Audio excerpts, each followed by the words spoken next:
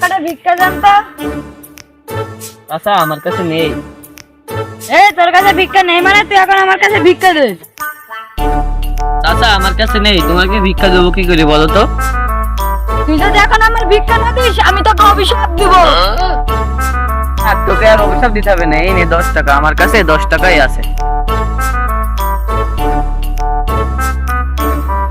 আমি তোর 10 টাকা নেবো না, আমার 100 টাকা দে এখন।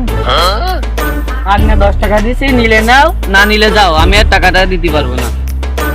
তোর কাছে কি আমি মাগনা টাকা নিতে আইছি যে তুই আমার ফেরত দিছিস? মাগনা টাকাই তো নিতে আসো, তোমাকে 1 টাকা দিয়ে কি আমার লাভ আছে?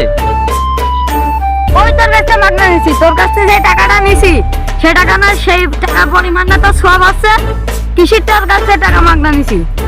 আচ্ছা সব তো পাচ্ছি, তাই বলে কি তোমার আরো টাকা দিতে হবে?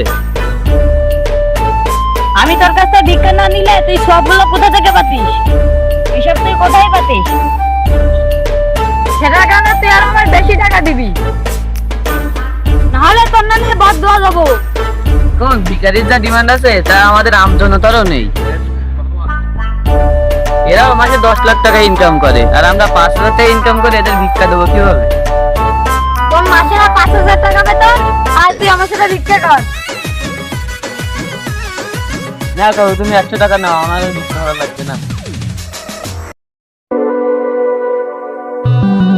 ফকিরও মাসে 10 লাখ টাকা ইনকাম করে, আমরা আর কি করলাম?